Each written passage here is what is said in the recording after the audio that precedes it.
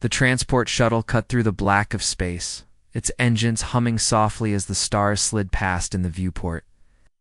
Captain Elias Ward sat with his arms folded, staring at the planet ahead. It was small and pale, wrapped in thin clouds, and surrounded by the faint gleam of an old orbital ring. His daughter Kara leaned forward in her seat, her forehead almost pressed to the glass.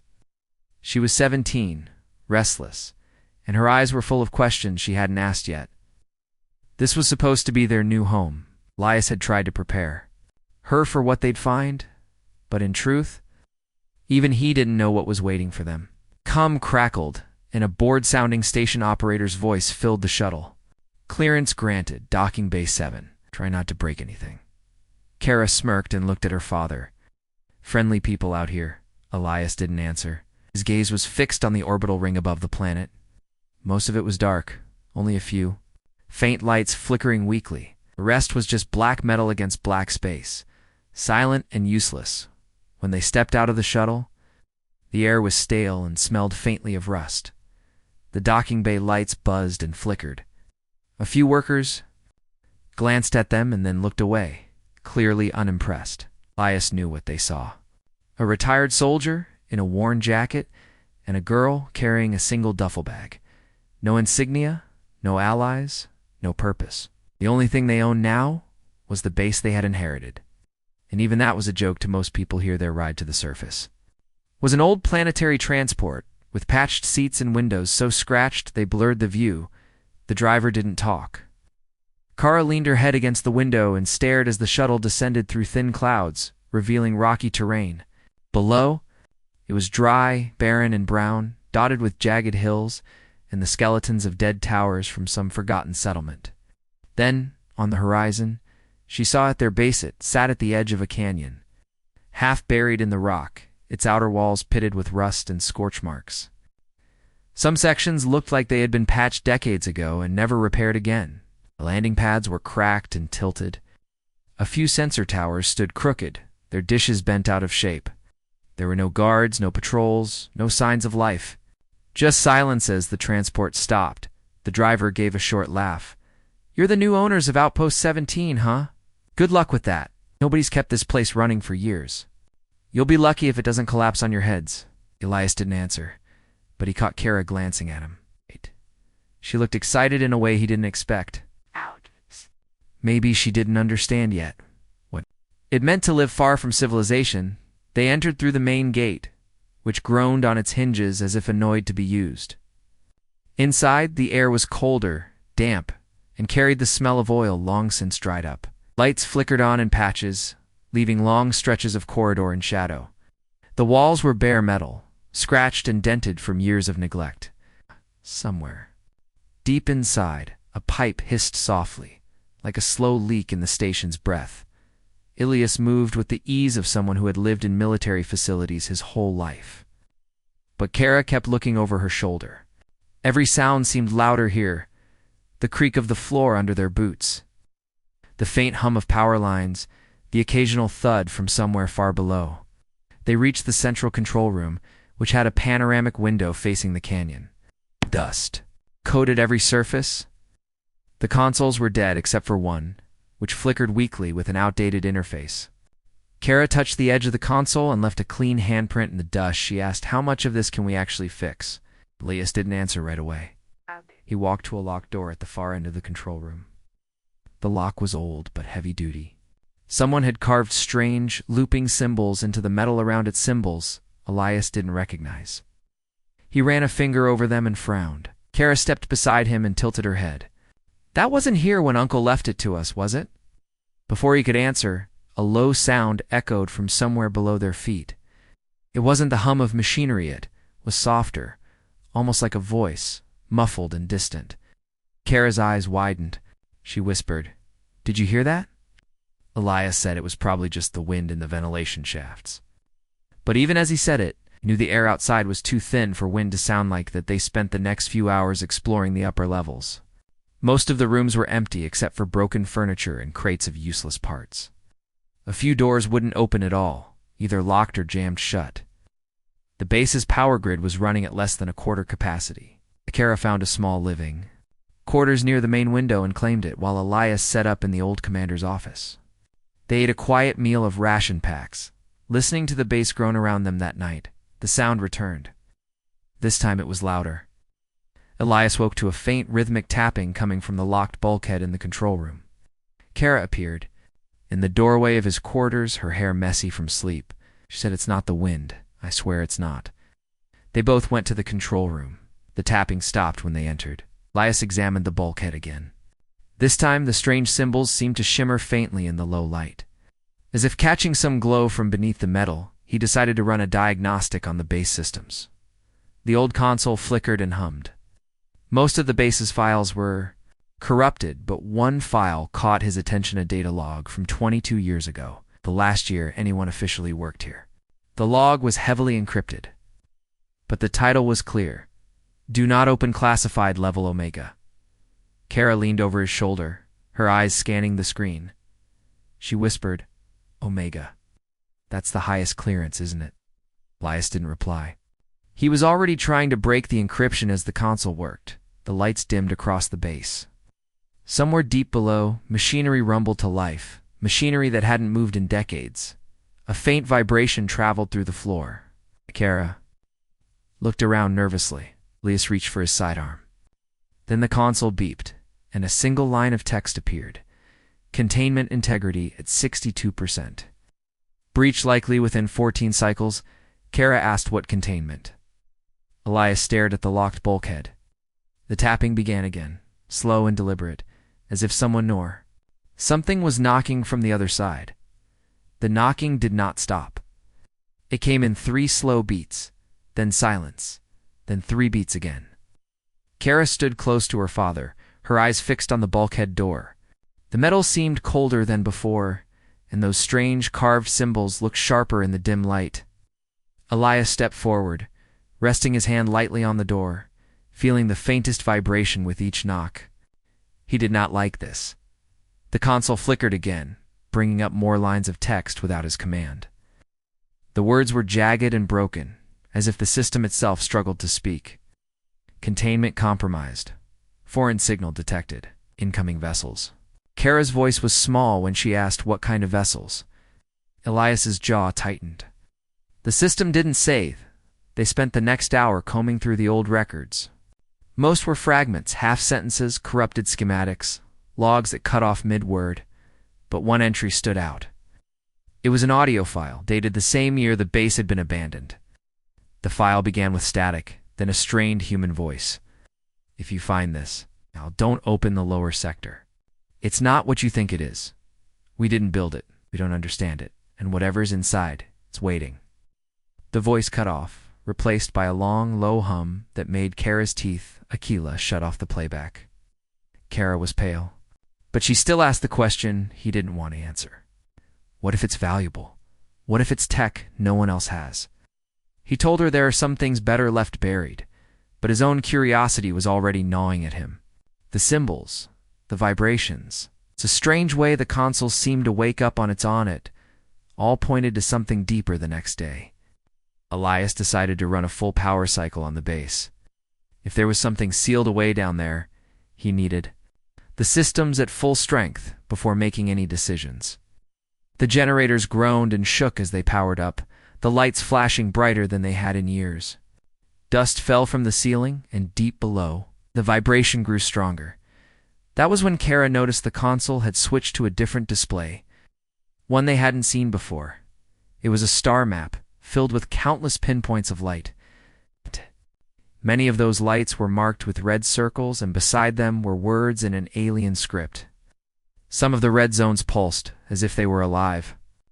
Elias frowned and tapped the display, and to his surprise, a soft, mechanical voice began to speak, not in English, but in a fluid, melodic alien tongue. Kara stared at him. "Can you understand it?" He shook his head, but the tone of the voice didn't feel like a warning. It felt like a countdown. Outside, the skies above the canyon shifted. A faint glimmer appeared, like starlight, but it was moving against the natural spin of the sky. Elias pulled up the old long-range sensors. At first, the readings made no sense. Ghost signals. Old. Ship IDs, many of them registered as destroyed decades ago. But the signals were converging on this planet. Kara pointed to the largest cluster on the display. Their coming here, a soft chime from the console drew their attention back to the bulkhead. The door's old mechanical lock clicked once, just enough to make the hair on the back of Elias's neck stand up. The symbols carved into it now glowed faintly, their lines shifting like they were alive.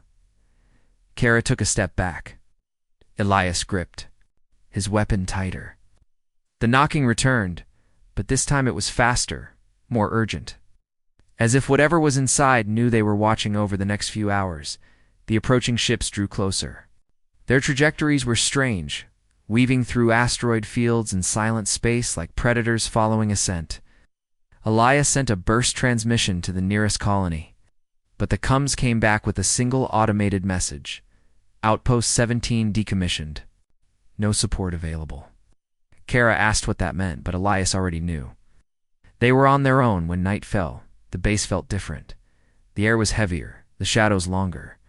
Somewhere below, a low thrumming sound echoed through the walls. Kara couldn't sleep, so she went to the control room. The console was still on, still showing the alien star map. But now a thin line connected one of the red zones to their location. She leaned closer, trying to understand it, when suddenly a burst of static filled the air. Through it came a voice not alien, but human. The voice was broken and full of static, but she could make out a few words. Repeat. Earth command. Last warning, it's in the dark. Don't let it out. The signal cut, leaving only the low hum of the base. Elias came in moments later, drawn by the sound. Kara told him about the voice, but the system showed no record of any incoming transmission. That meant whoever or whatever had sent it had bypassed the base's main comms entirely. Elias didn't like the implications. Someone could slip a message straight into their systems. They could do a lot more than just talk the following morning. The ships were even closer. One of them was massive, with a silhouette Elias recognized from old military files. It was a human warship, one that had been reported lost in the Outer Rim over 20 years ago. But its transponder code was wrong, scrambled with alien symbols. Kara's breath caught when she saw it on the display. Is that one of ours? Elias didn't answer. The truth was clear enough at midday. The console in the control room changed. Again, the alien star map vanished, replaced by a single glowing icon in the shape of their base. Round it was a pulsing red ring, slowly closing in. Beneath the image, more alien text appeared, and to their shock, it began to translate itself in jagged English letters. Containment breach pending. Evacuation not recommended. Engagement required. Kara read it twice before looking at her father. Why not recommended? Elias didn't want to think about the answer. The bulkhead door groaned, as if something pushed against it from the other side. The vibrations grew so strong they could feel them through the floor. The carved symbols flared, brightly, then dimmed again. Elias took a deep breath.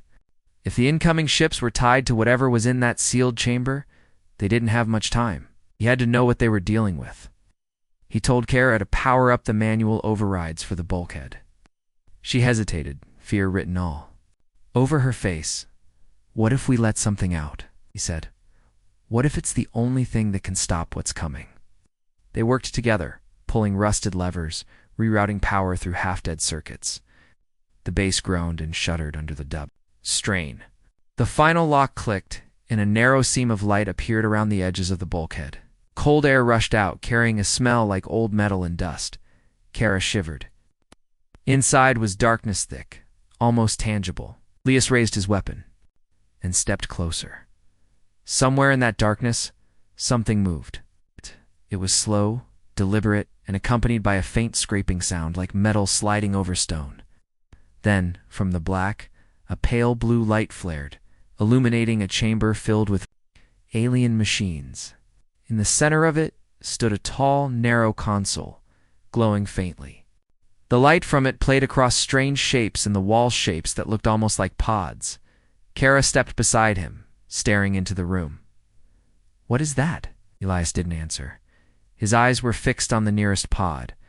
Inside, something was moving, pressing against the translucent surface from within. The glow of the console pulsed in time with the movement like a heartbeat. Then, without warning, the long-range sensors screamed an alert. The Ghost fleet had entered orbit. The display on the console shifted one last time, showing their planet, surrounded by red icons. A line of text appeared beneath it. You opened the door. The warning echoed in Ilias's head long after the words disappeared from the console. You opened the door. Outside, the orbital sensors flashed red again and again, showing the Ghost fleet now fully in position above the planet. Dozens of ships hung in silent formation. Some were massive human warships from a forgotten era. Others were smaller, their shapes twisted and unfamiliar. None of them responded to standard hails. None of them moved toward the base. They just waited. Kara stood frozen, her eyes darting between the glowing alien chamber and the flickering display. The pods along the walls pulsed faintly, each one containing a vague silhouette. Some were humanoid, others were not. The pale blue console in the center hummed louder now, as if waking up completely. Leah stepped inside the chamber, his boots, leaving faint prints in the thick layer of dust. The air was cold enough to sting his skin. He approached the console and brushed away the dust on its surface. The alien symbols shifted under his touch, rearranging themselves into jagged English Heist EM wake sequence complete. Defense lockdown, inactive. Threat. Response, pending. Elias didn't like that word, pending. He turned to Kara and told her to keep an eye on the sensors. If any of the ships made a move, he wanted to know instantly. She nodded, but didn't take her eyes off the pods. They were breathing, slowly, steadily, as if whatever was inside wasn't sleeping at all, but simply waiting. For the right momenta, a sudden, sharp tone came from the console. The star map appeared again, this time showing the Ghost fleet in orbit above the planet. One by one, the ships began to blink red, and a new word appeared over each icon. Infected. Ilias's stomach tightened. The screen zoomed in on the largest. Ship a human dreadnought, called the Ardent Dawn. Its outline flickered. Alien symbols crawled across its hull, schematic like living things. Kara's voice cracked when she asked if that was one of ours. He told her it used to Beatty ground, trembled under their feet. Elias felt it before he heard the low, mechanical groan from somewhere deep in the base. A warning flashed across the alien console. Surface contact detected. Units deploying. Kara's voice rose sharply as she pointed to the main display in the control room. Small red blips had separated from the fleet and were now streaking down toward the planet dropships. At least 6 of them. Each carried a boarding unit. Their landing vectors were directly toward Outpost. 17 Elias moved fast, locking down the outer gates and powering up what few defense turrets still worked. Most of the turrets were ancient and half-buried, under layers of dust, but he managed to bring 3 of them online. Kara tried to contact anyone in the nearby settlements, but the comms were filled with static. No one answered. The base was alone through the thick glass of the canyon side window. Leah saw the first dropships cutting through the thin atmosphere. They were dark, their hulls scarred and twisted, and they moved with unnatural precision. He recognized that design human military, but their markings were gone, replaced by jagged lines burned into the metal. As they approached, faint blue light pulsed along their seams like veins carrying cold fire. The first dropship slammed into the landing pad, crushing part of the already broken surface. Its doors hissed open, and what came out was almost human. Figures in old combat armor, moving with jerky, unnatural speed. Their helmets were cracked, revealing glimpses of pale, ashen skin and eyes that glowed faintly in the dim light. Kara's breath caught when she saw them. They're infected. Elias didn't argue. He had seen soldiers like this before long ago, in a battle no one talked about anymore. The base's turrets roared to life, spitting streams of tracer fire into the landing pad. Several infected soldiers fell, their armor sparking, but the others kept coming. Elias grabbed his rifle and told Kara to stay in the control room no matter what happened. She argued for a second, then saw the look in his eyes and obeyed. He sprinted toward the entrance, sealing bulkheads behind him to slow the invaders' advance. The fight began fast and brutal.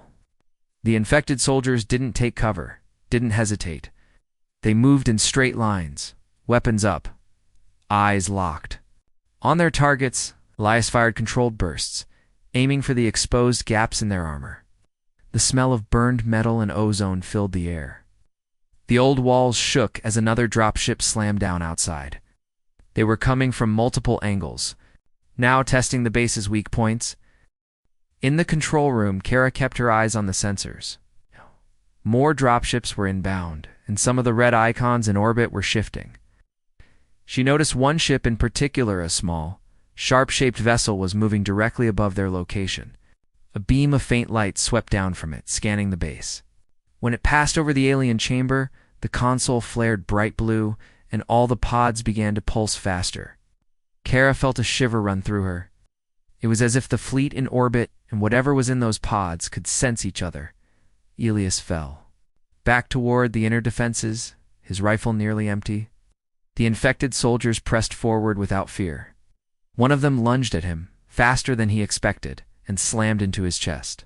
He hit the wall hard, vision flashing, but managed to drive his combat knife into the soldier's exposed neck joint. The body twitched violently before going limp. Elias shoved it aside and kept moving, his breath harsh and his ears back in the chamber. The console began displaying new text. Activation protocol available. User confirmation required. Kara didn't know what it meant, but she knew the alien system was offering her some way to fight back. She looked toward the door, half expecting her father to appear and tell her what to do, but he was still outside fighting. The pounding of footsteps in the corridor was getting closer. She made a choice.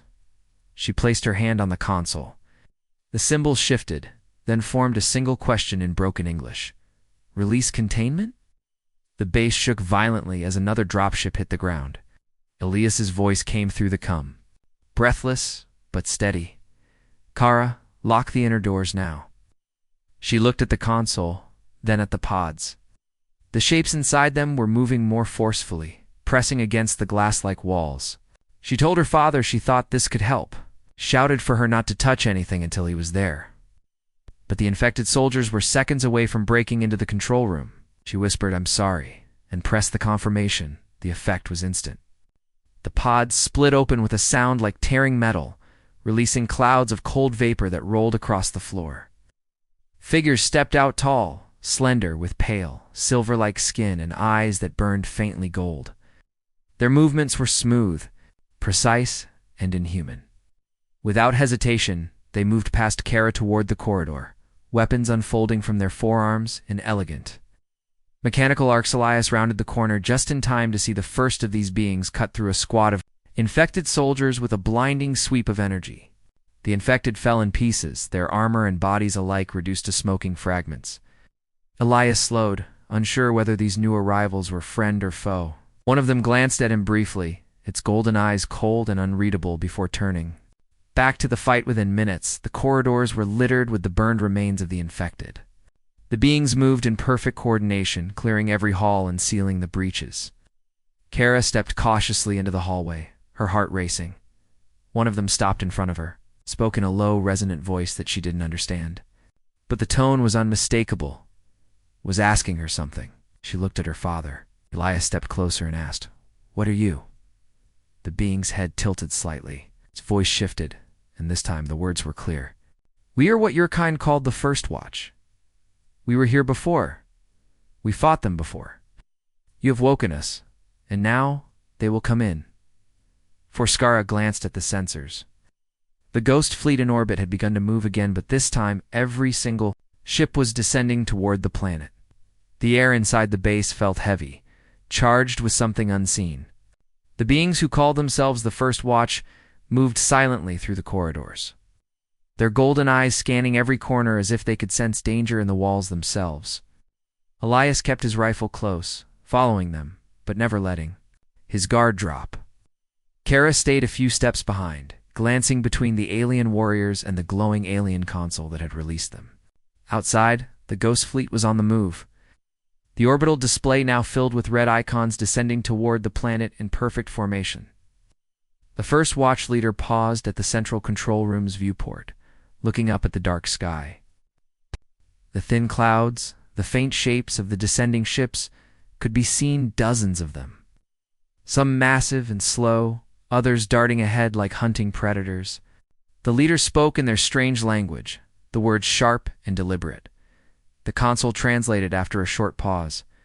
"They have found the breach. They will not stop until it is consumed." Elias didn't like the sound of that word consumed. He asked what exactly they meant, but the answer only made him feel worse. The infection is not life as you know it. It will take metal and flesh alike. We'll remake both until they serve the vibration and the floor grew stronger as the fleet entered the upper atmosphere. The long-range sensors screamed warnings. Kara's hands shook as she tried to keep track of the incoming ships. They were spreading out now, surrounding the planet, leaving no way off-world. Elias thought about the nearest settlements, small, unprotected outposts scattered across the barren surface. If the fleet reached them first, there'd be nothing left to save. One of the alien warriors stepped up to the console and began entering. Commands in a blur of motion. Display shifted to show an underground network beneath Outpost 17.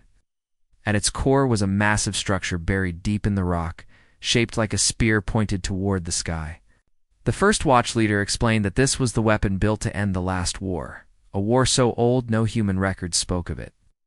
The weapon had been dormant since the final battle, sealed away with the survivors of the first watch in stasis pods. Elias asked if it could destroy the fleet. The alien's answer was calm and absolute. Yes, but the price will be high outside.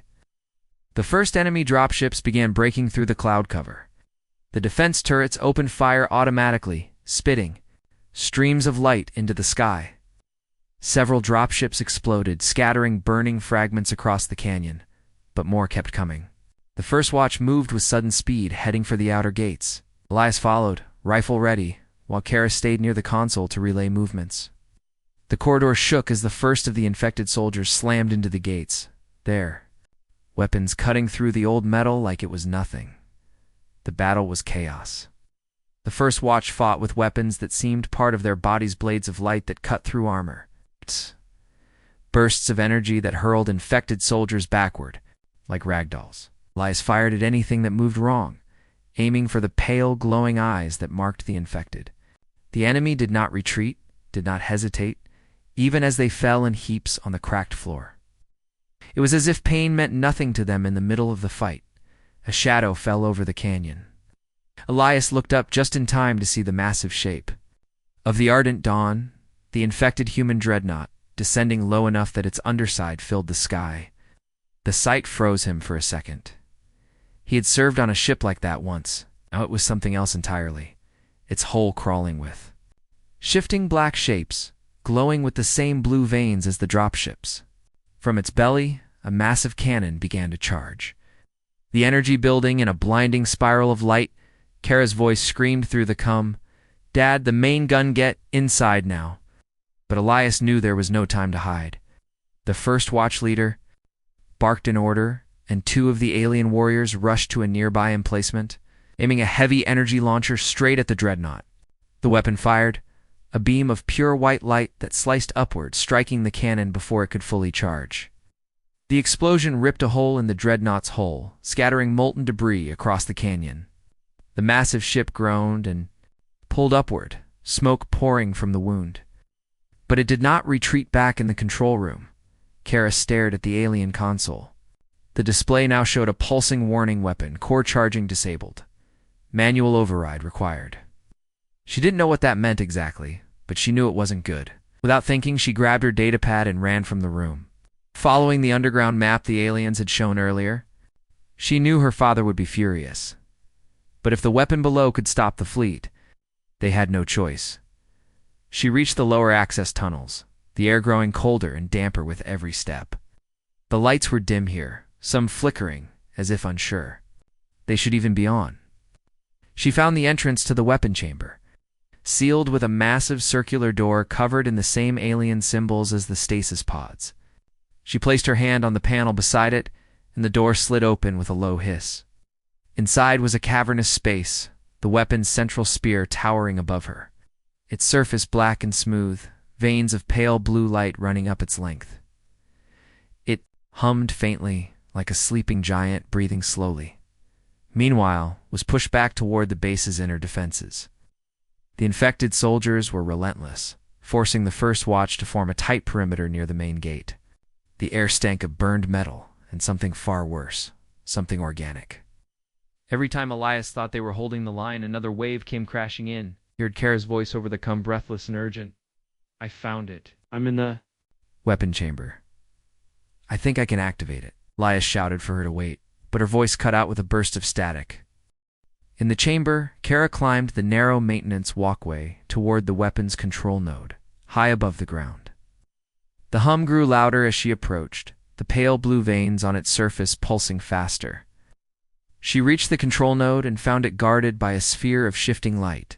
She hesitated, then stepped forward, her hands brushing the sphere's surface. It parted like water, allowing her inside. The controls here were unlike anything she had seen, smooth panels that shifted at her touch, forming symbols she could almost understand. A single word appeared in broken English. Fia, her finger hovered over the panel. She thought about her father, about the settlements out there, about what the first watch had said the price will be high. She didn't know what that meant, but she knew the longer she waited, the more ships would land, the more infected would spread. She pressed her hand to the panel, the entire base shook violently. In the canyon above, the spear-like weapon began to rise slowly from the ground, its tip glowing brighter and brighter until it was painful to look at. The first watch leader shouted an order, and every alien warrior fell back toward the base. The infected soldiers seemed to hesitate for the first time, their movements growing sluggish, as if they felt what was coming. The ardent dawn shifted in the sky, its cannon charging again in desperate defiance. The spear fired. A beam of blinding light tore upward, cutting through the air with a sound like ripping steel. It struck the dreadnought first, punching through its hull and out the other side, splitting it in two before continuing upward into the fleet. One by one, the infected ships ignited in silent explosions, their hulls burning away in bursts of white fire. The beam widened, sweeping across the sky in a slow, deliberate arc. Cutting through everything it touched, Kara shielded her eyes, feeling the entire chamber tremble beneath her feet. She could feel the weapon draining, something not just power, but heat, air, even light. The temperature around her dropped sharply, her breath coming out in white clouds. The control node flashed a new warning. Core meltdown imminent. She stumbled back, trying to find a way to stop it, but the weapon did not slow outside, Elias saw. The sky clearing as the last of the infected ships disintegrated. The air was full of falling debris, some burning bright as it descended into the canyon. For a moment, there was silence. Then a deep rumble rolled through the ground, and the weapon's glow began to intensify again. The first watch leader looked toward the horizon, their golden eyes unreadable. The price is Hirtha. Alarms inside the base had never sounded like this before. It was not the slow warning tone for an incoming storm or the faint hum that signaled a maintenance check. This was sharp, fast, urgent, the kind of alarm that meant something. It was coming fast, and it was not friendly. The soldier was already at the control desk, pulling up the radar feed lines of static, cut across the screen as if something was jamming the signal. His daughter stood beside him, eyes wide, one hand gripping the edge of the console. What is it? She asked, voice trembling. He did not answer, yet instead, he tapped in an override code. The static cleared for a moment. Just long enough to show a dark shape moving toward the outpost. It was massive, too big to be a civilian transport, too fast to be a drifting cargo hauler. His gut told him exactly what it was before the computer confirmed the reading. Hostile craft inbound less than 20 minutes. Away he straightened and looked at his daughter. Get your gear now, he said. She hesitated for only a moment before running to the equipment room, the old space. Base groaned as if it could feel what was coming outside. The sky was darkening. The stars seemed to fade, one by one swallowed by the shadow of the incoming ship. He had been in battles before, but this felt different. This felt personal. The old outpost. It's not just a post anymore. It had become theirs. It had become a home, and now someone wanted to take it away. The soldier moved through the halls, quickly sealing bulkheads, powering up defense turrets. Checking the shield generator, even though it was old, it still worked because they had fixed it up themselves. His daughter came back wearing her lightweight armor and carrying the rifle he had taught her to use. She handed him a small case that held the key to the armory. The weapons inside were relics from another war, but they still had teeth. The sound of the base doors locking echoed through the halls. The two of them moved together to the main defense station. The radar was flickering again. The enemy ship had stopped just outside firing range. It hovered there like a predator circling prey. Maybe they were scanning, maybe they were waiting. The tension was heavy every second that passed made his grip on the console tighter. Then a voice came over the "Come." It was cold and metallic. "Soldier, this is your only warning. Leave the outpost or be destroyed," he said. Nothing, just turned off the channel. His daughter looked at him. "What now?" she asked. "Now we make them regret coming here," he said, and began powering up the heavy cannons. The first shot came from the enemy, bright and silent in the vacuum of space. It slammed into the shield, making the whole station shake. Lights flickered. The shield held, but not for long. He knew that if they kept pounding it, the old generator would fail. He needed another plan, fast-moving to a hidden panel. He pulled out a small black device. It was something they had found weeks ago deep in the storage bay. He had not been sure what it was until now. It was a targeting beacon, an old military one built for orbital strikes. But it needed a connection to an ancient weapons grid that should not even exist anymore, he had guessed. The grid might still be up in some forgotten corner of the defense network now. He was going to find out. He connected the beacon to the base computer. The system hesitated, then blinked green online. Somewhere far above, something big and deadly was waking up. The enemy ship fired again, this time harder. The shield flared, but held. He marked their coordinates on the targeting system. His daughter's hands flew over the controls, locking the beacon to the enemy's hull. A deep hum filled the air, growing louder until it was in their bones. The enemy ship seemed to realize what was happening. It began to pull back, but it was too late. A bright spear of light cut down from the black sky, hitting the enemy with impossible force. The explosion was silent but huge. The shock wave rippled through the thin atmosphere, shaking the base. Dust fell from the ceilings. The radar showed nothing where the enemy ship had been, just debris slowly drifting. The hum faded. The room was silent, except for the faint static of the cum. The soldier sat back, breathing hard. His daughter stared at the screen, then at him. "What was that?" she asked. "Something they were not supposed to find," he said quietly, "and something that means we are not alone to come." Crackled again, this time with a different voice, low, steady, and unfamiliar. "You should not have done that," it said. "Now they will come for you." The channel went dead.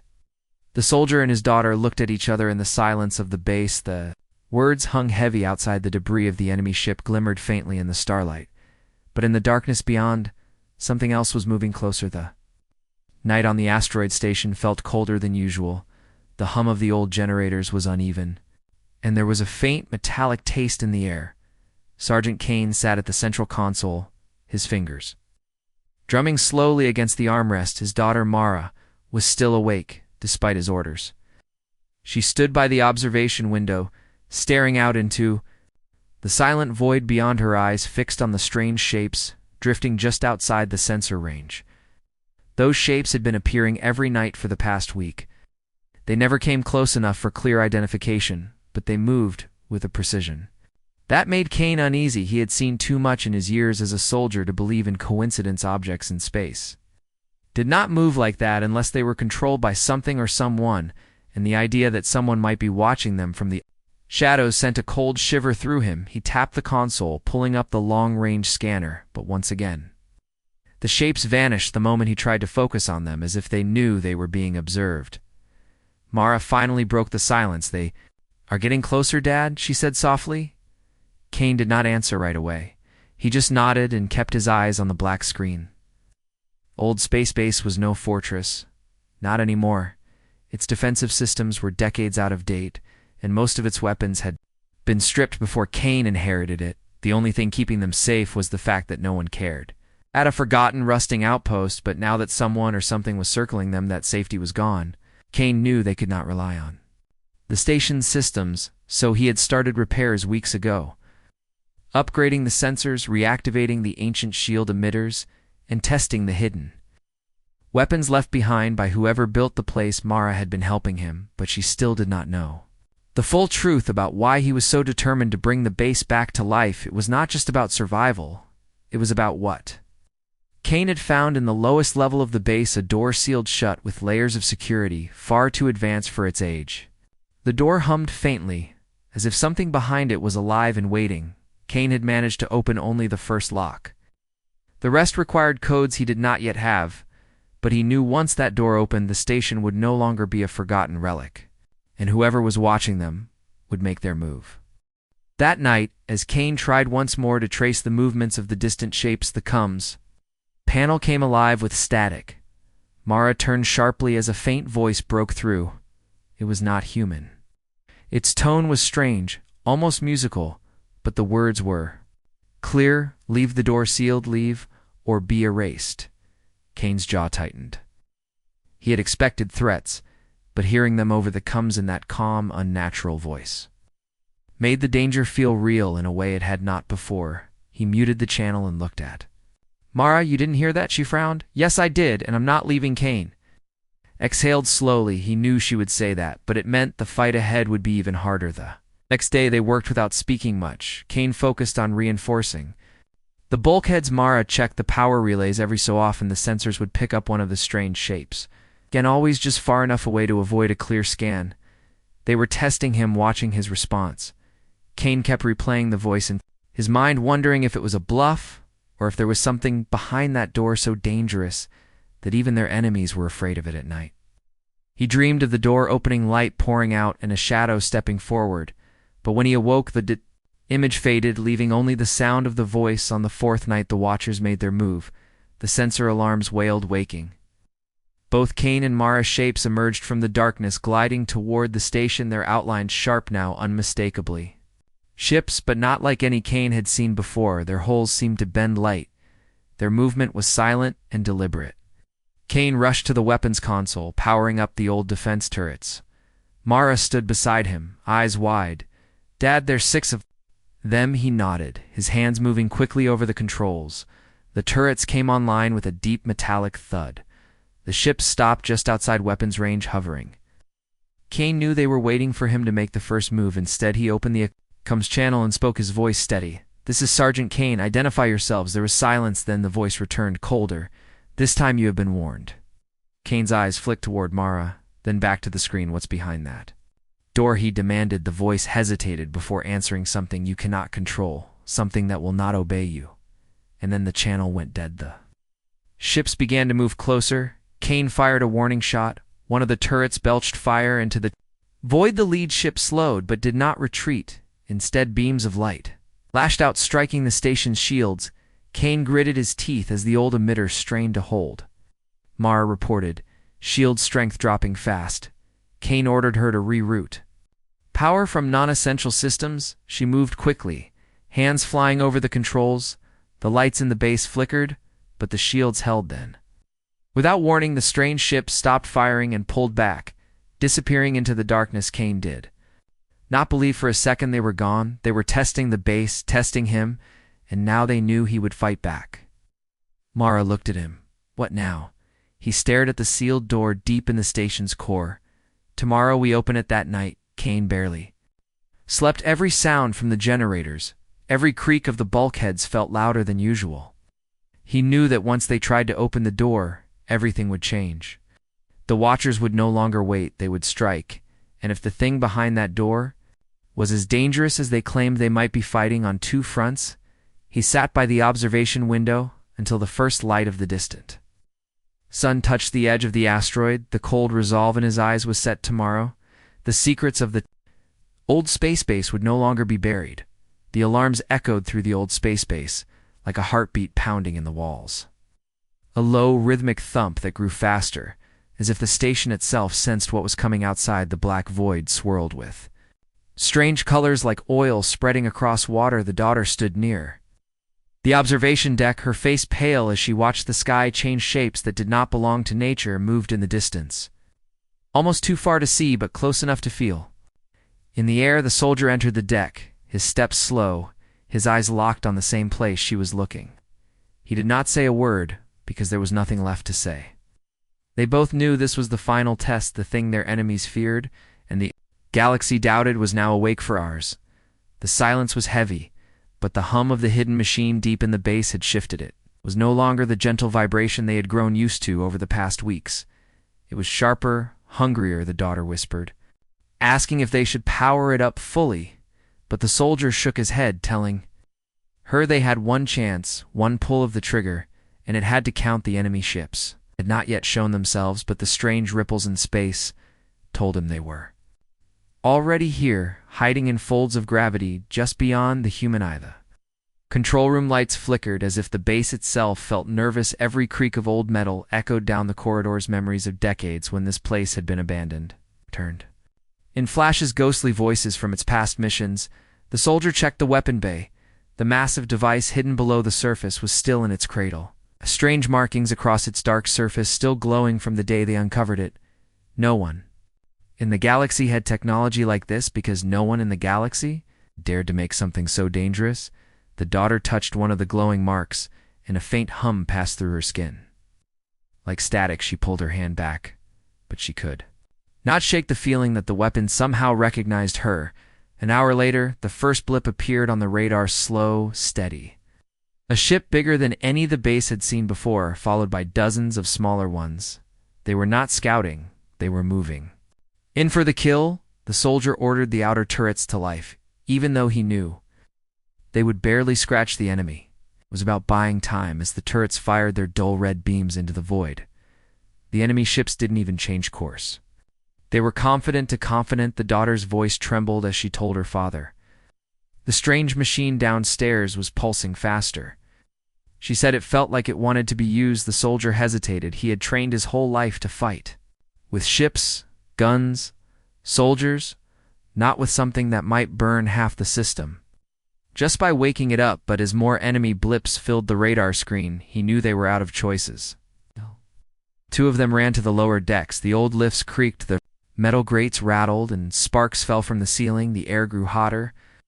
The deeper they went, and the sound of the hum became a low roar in their bones. At last they entered the weapon chamber. The machine was no longer dark. It was alive, the black. The surface was now covered in moving symbols, light crawling across it like liquid veins. The soldier took a deep breath and told his daughter to stay back. She refused, stepping closer as if drawn by something she could not explain outside the enemy. Ships moved into formation, beams of light charged along their hulls. Preparing to unleash a firestorm that would erase the base from history, the soldier placed his hands on the activation. A cold rush went through him. Images flashed in his mind, ancient battleships being torn apart by invisible forces and voices speaking in a language he did not know, but somehow understood. This was not just a weapon. It was a memory of an old war fought before human history even began. The daughter reached out, placing her hand beside his. The ring lit brighter. The hum turned into a deep drumbeat that seemed to shake the very stars outside. The sky warped and twisted. Space bent around the base, pulling at the enemy fleet. Their formation broke. Panic rippled through their ranks. The soldier gritted his teeth and pushed harder. The symbols blazed. White, a sudden silence hit like the air before a storm.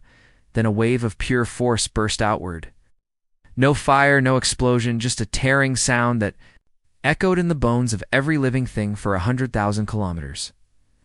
The enemy ships closest to the wave simply vanished. Not destroyed, not burned. Just gone, as if they had never existed. The others scattered in blind terror. The radar cleared.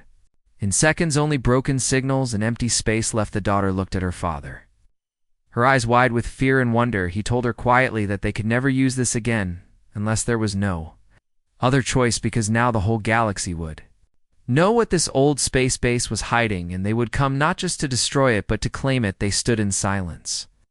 The hum fading, the machine sinking back into stillness. Outside, the stars looked calm again, but somewhere beyond the black, the message was already spreading. The soldier and his daughter were no longer keepers of a forgotten relic. They were now the guardians of the most dangerous secret in known space, and the galaxy would never leave them alone again.